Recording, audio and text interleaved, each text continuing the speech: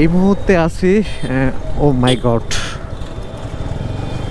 এইভাবেই দুর্ঘটনাগুলো ঘটে। শহরের সাব রাস্তাগুলো দিয়ে আসলে এই সমস্যাগুলো ফেস করতে হইতো না।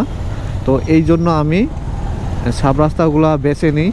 এইখানে দুর্ঘটনার রিস্ক, অটোর চাপ।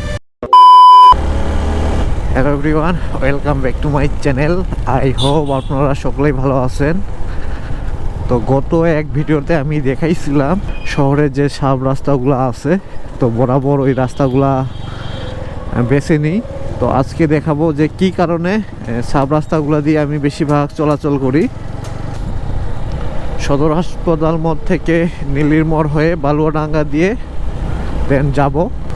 তো এই মেন রাস্তাগুলোতে কি ধরনের সমস্যা ফেস করি, তো সেটাই আপনাদেরকে আজকে দেখাবো।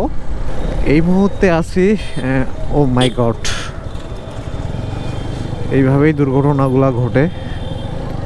এই ইজি বাইক মামারা উল্টাপাল্টাভাবে হুটহাট করে মোড় নিয়ে নেয়। তো গাইস, এই মুহূর্তে আমি আছি দিনাজপুর বড় মাঠ বা মিনার মাঠের সামনে, আর সামনে হইল কাছারি বাজার। তো দেখি, এই দেখেন এইখান থেকে মোটামুটি ইজি বাইকের জ্যাম শুরু। তো আমাকে এই জ্যাম ঠেলে ঠেলে যেতে হবে। আর সাব রাস্তায় কিন্তু এই পরিমাণ জ্যাম থাকে না। সো তবে রাস্তাগুলো একটু ভাঙ্গা হয়ে থাকে, এখন অবশ্য ঠিক করতেছে। ইজি বাইকের পিছনে পিছনে যেতে হচ্ছে। এখানে চাইলেও যে গতি নিয়ে যাব সেটা কোনোভাবেই সম্ভব না। ওইখানে তো একবারেই জ্যাম, সামনে হয়তো ট্রাফিক সিগন্যাল দিছে, এই জন্যই এখানে সব আটকে আছে। আমি যদি সাহাব রোড দিয়ে যাইতাম, সো এইখানকার প্যারাটা থাকতো না। দেখি কতক্ষণে এই জ্যাম ছুটে।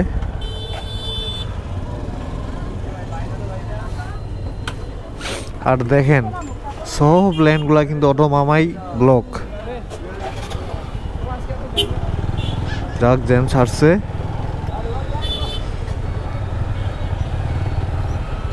অটো মামাদের কোনো লেন নাই, পুরা রাস্তায় অটোদের দখলে।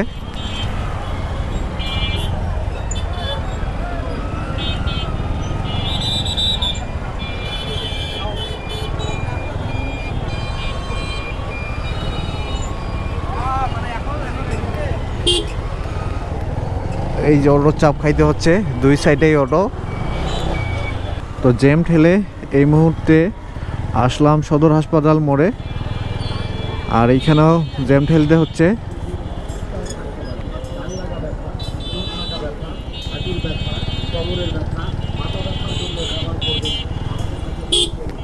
দেখছেন দুই সাইডের দুই অটো দিয়ে দিল আমাকে চাপ। তো এই ধরনের চাপ তো খেতেই হবে। তবে গাইস, অন্য দিনের তুলনায় আজকে একটু অটোর জ্যাম কম আছে। চলে এলাম নীলির মোড়ে। তবে এইখানে একটু অটোর চাপ কম পাইছি অন্য দিনের তুলনায়। কিন্তু আমার বাইকের গতি দেখেন 10-11, সর্বোচ্চ 15, এর মধ্যে কিন্তু রাইড করতে হচ্ছে 15-20।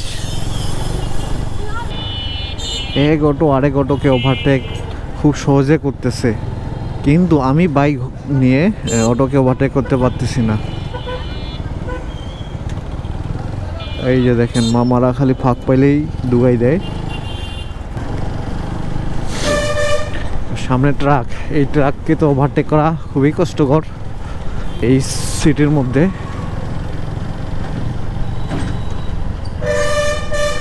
দেখেন আমি তো ফাঁকা পাবো মনে হয় না, এখন সিরিয়ালি অটো আসতেই থাকবে।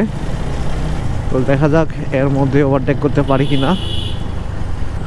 সামনে তো আবার ট্রাক, সো ওভারটেক করাটা খুব টাফ। দেখি পালসার রাইডার করতে পারি কি না। আমি তো অনেক চেষ্টা করলাম,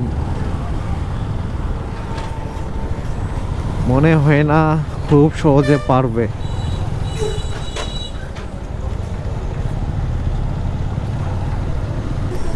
অলরেডি কাঞ্চন ব্রিজের সামনে চলে এলাম, কিন্তু এখন পর্যন্ত এই ট্রাক মামাকে ওভারটেক করতে পারলাম না, এবং আমার সাথে যে পালসার রাইডার উনিও পারলো না। তো শহরের সাব রাস্তাগুলো দিয়ে আসলে এই সমস্যাগুলো ফেস করতে হইতো না। তো এই জন্য আমি সাব রাস্তাগুলো বেছে নিই। এইখানে দুর্ঘটনার রিস্ক, অটোর চাপ কম থাকে। আজকের এই ভিডিওটি এইখানে শেষ করে দিই। দেখা হবে পরবর্তী কোনো ভিডিওতে। ততক্ষণ আপনারা সুস্থ থাকবেন, ভালো থাকবেন। টাটা।